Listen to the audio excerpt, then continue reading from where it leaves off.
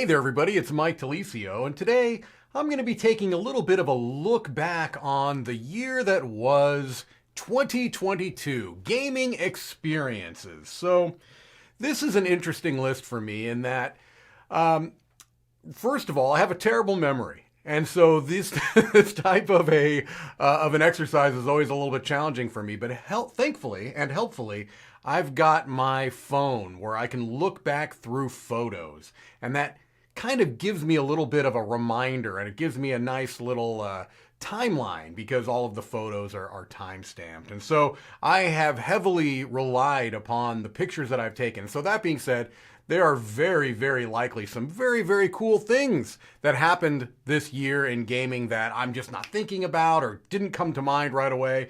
But this is just not to be taken too seriously, this list. This is just some stuff that I had fun. Sometimes they are about specific games. Sometimes they are just about things in general. And my number 10, I'll go ahead and start right off on this. This is not specifically about a game that I played. But my number 10 experience of 2022 is kind of helping to put together the new Dice Tower studio.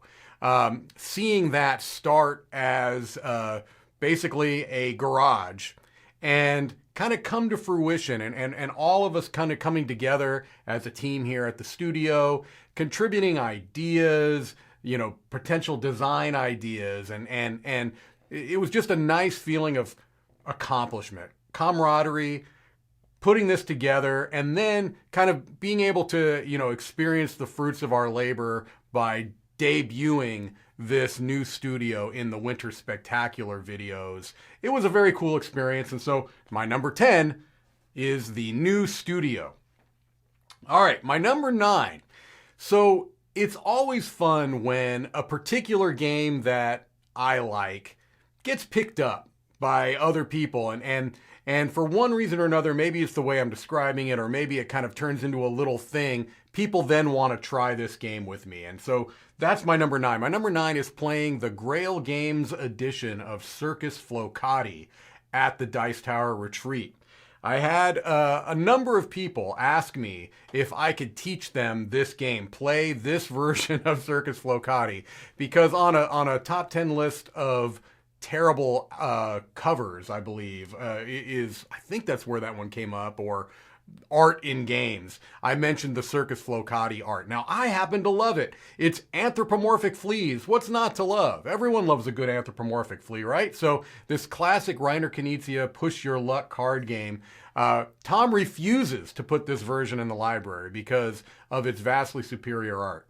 And so I brought my own copy, and I happily taught Circus Flocati to people at the Dice Tower Retreat and had a lovely time. All right. My number 8 is getting to play an early version of Meadow Downstream, the new expansion for Meadow that is now readily available. But I got a little bit of an early peek of this at Gen Con with the publisher, and Camilla and Z and I played this game of Meadow Downstream, and it was just such a lovely experience. It was after one of the convention days, and normally I'm pretty pooped, and I'm not necessarily looking for a big gaming experience, maybe a light little party game or something, but I was so excited to play this game, to see what Downstream added to the Meadow experience, that I pushed through my exhaustion and played a really fun game, full game of Meadow Downstream, and so I really enjoyed that. My number 7 is similar to that, but this was actually getting a demo of a game at a convention. This was demoing Unconscious Mind or Unconscious Minds. I don't know if it's plural or singular. You'll find out when I put it down in the lower thirds here. But this was at Essen Spiel.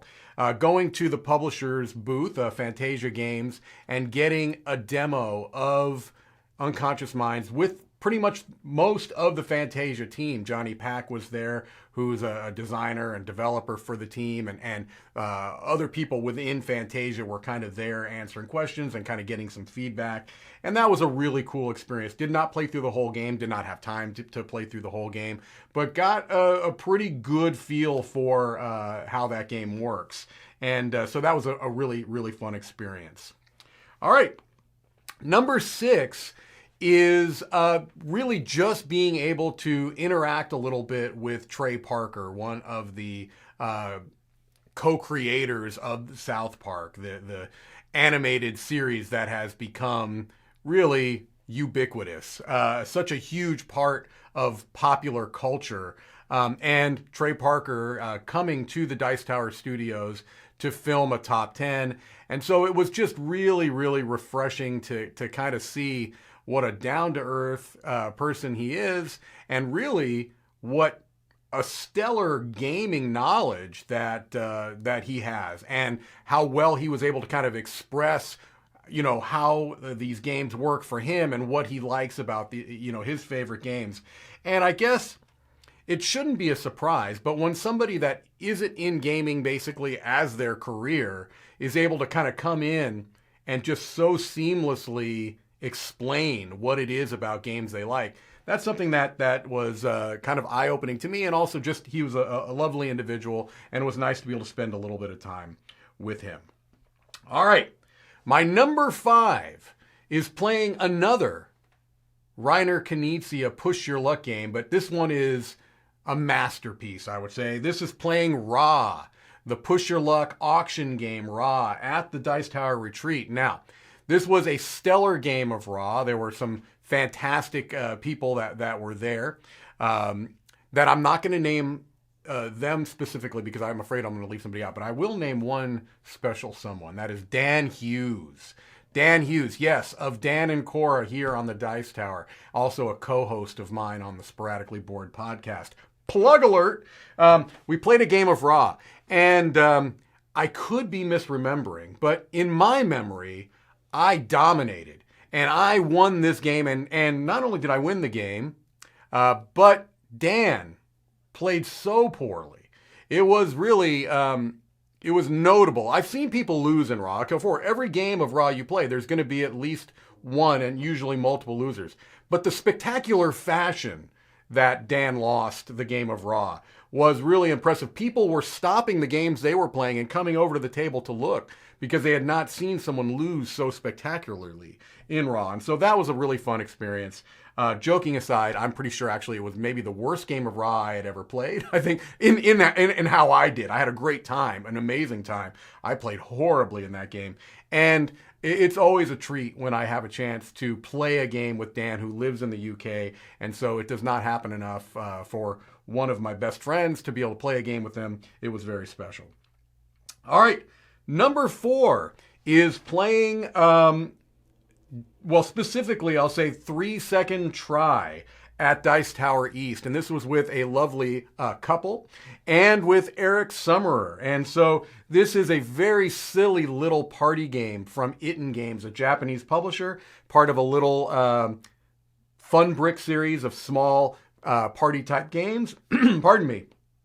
And we just had a really fun time. I was filming the vlog for Dice Tower East, and so I filmed some of the footage of us playing this game, and I'll put this over me talking about it. But just really, really a fun time, and Eric seemed to be having a good time, and the couple that I was playing with also. We played through, I think, all of the games, but I especially enjoyed playing 3 Second Try with these people. All right. My number 3 gaming experience of 2022 was playing, and I'm going to mispronounce this, playing the Rillier Rising, I believe, scenario for Cthulhu Death May Die, the one that was filmed for our Game and Talk series.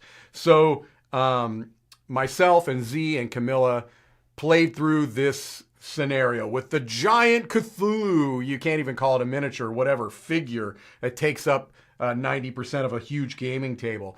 But this is a game I love. I love Death May Die, but I had not played this particular scenario before. And so playing that was just a lot of fun in and of itself, but playing it with Z and Camilla and then kind of hamming things up a little bit for this Game and Talk made it even more fun. And so that was a very special experience that I'm sure I'll remember for a long time.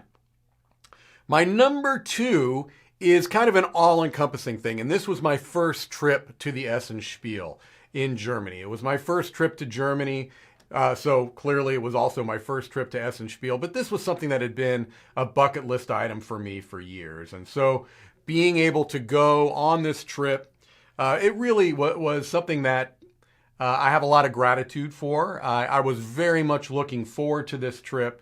And it not only met the expectations I had going in, but it exceeded them. It was just such a special time. Now, it's exhausting. I'm not really getting much of an idea of what Germany is like or even what Essen is like, but there was a little bit of time to kind of walk around and get a feel for things, at least in and around the convention area.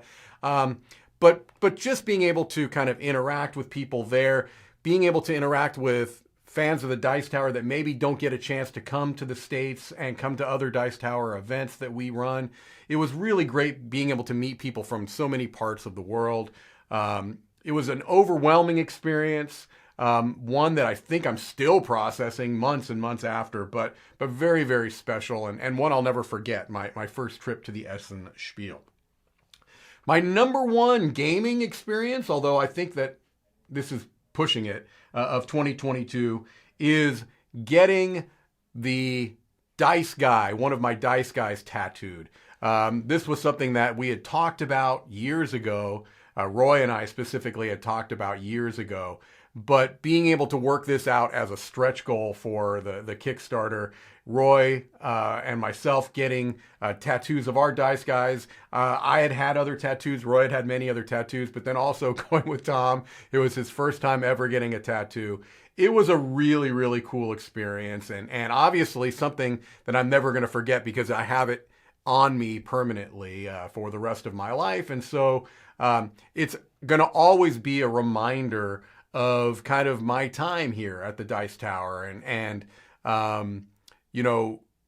it's a special thing. Obviously, it's a special thing. This has, been such an amazing opportunity working here at the Dice Tower, getting to hang out with the people that work here and just having this kind of permanent reminder of the Dice Tower is something that I hold dear, and my number one experience from 2022 related to the gaming and Dice Tower. All right, well, there you have it. It was fun taking a little bit of a trip down memory lane, which is always a dangerous trip, a circuitous trip for me because my memory is so terrible. But thank you for the iPhone photo app. All right, that'll do it for me. This is Mike DiLisio signing off from Dice Tower headquarters.